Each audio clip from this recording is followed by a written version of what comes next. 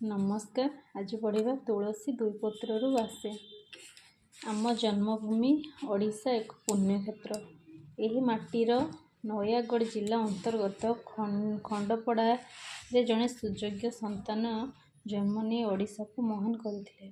से हेले ओडिशार प्रथम ज्योतिर्विज्ञानी पठाणी सामंत। तांकर पूरा नाम थिला सामंत चंद्रशेखर सिंह महापात्र। तुलसी दुई पत्रु भासिला परी तांको प्रतिभा पिला बेल ही जना पड़िथिला। छोट बेलरे से शून्य आकाश को देखा भल पाउथिले। खंड खंड मेघमाला पवन स्पर्श आसी किपरि बदली जाउछंती ताकू से भल भाव निरीक्षण करुथिले। चाटशाड़ी रे पड़ुथिबा बेले दल दल होई उड़ुथिबा पक्षी मानक देखि आनंदरे कुरुली उठुथिले।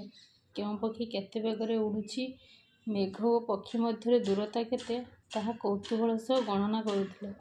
खेलु खेलु आखि आगरे रंगीन काच धरी सूर्य को से देखा चेष्टा करुथिले। अनेक समय रे कौनसी एक बरगछ निकट को जाई तातले बसुथिले। सूर्य गति अनुजाई खंडिए काठी द्वारा गछर उच्चता कहीदे पारुथिले। रात्रि रे ध्रुवतारा सप्तर्षि मंडल ग्रह और नक्षत्र मानकर गति उदय और अस्त आदि समय हिसाब तालपत्र रे लेखि रखुथिले। पठाणी सामंत प्राय 10 वर्ष बयस पिता श्याम सुंदर सिंह ठारू ज्योतिर्विद्या शिक्षा करथिले। सेतेबेले गणना करिया पई कौनसी यंत्रर व्यवहार नथिला। सामंत चंद्रशेखर प्राचीन ग्रंथ को पढ़ी एक बाउंश नली साहाय्य ध्रुवतारा ग्रह और नक्षत्र मानकर गतिविधि निरूपण करुथिले। पठाणी सामंतक एभली आग्रह देखि लोके काबा कहूथिले। ए पिला दिने ना दिने बड़ ज्योतिर्विद होई देशर टेक रखिबो। सतकु सत सेहा हेला। दिने से बड़ होई सारा पृथ्वी रे पूजित हेले। पठाणी सामंतंकर आउ एक अभ्यास थिला निज घर ठारू अन्य लोकंक घरर दूरता निज पाहुंडरे माप करी हिसाब करी रखुथिले।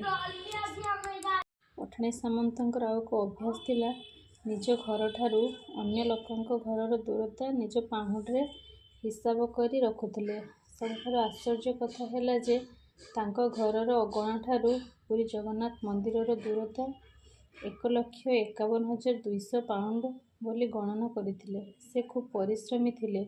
कठोर साधना बल से एक मानजंत्र तैयारी करथिले। एही जंत्र साहाय्य बड़ बड़ पर्वत और वृक्षर दूरता मापि पारुथिले। निजर असाधारण बुद्धि बल खंडिए बाउंश नली साहाय्य से सौरमंडल को मापि पारिथिले। काठ और बाउंश नली साहाय्य से जो सब जंत्र उद्भावन करथिले सेगुड़िक नाम शंकु, खगोल और उल्लंबी चक्र आदि। एनिमित्त तांको महोपाध्याय उपाधि दिया जाइथिला। तांको द्वारा निर्मित सूर्य घड़ी आज भी रेभेन्सा कॉलेज हत्तारे शोभा पाउछि।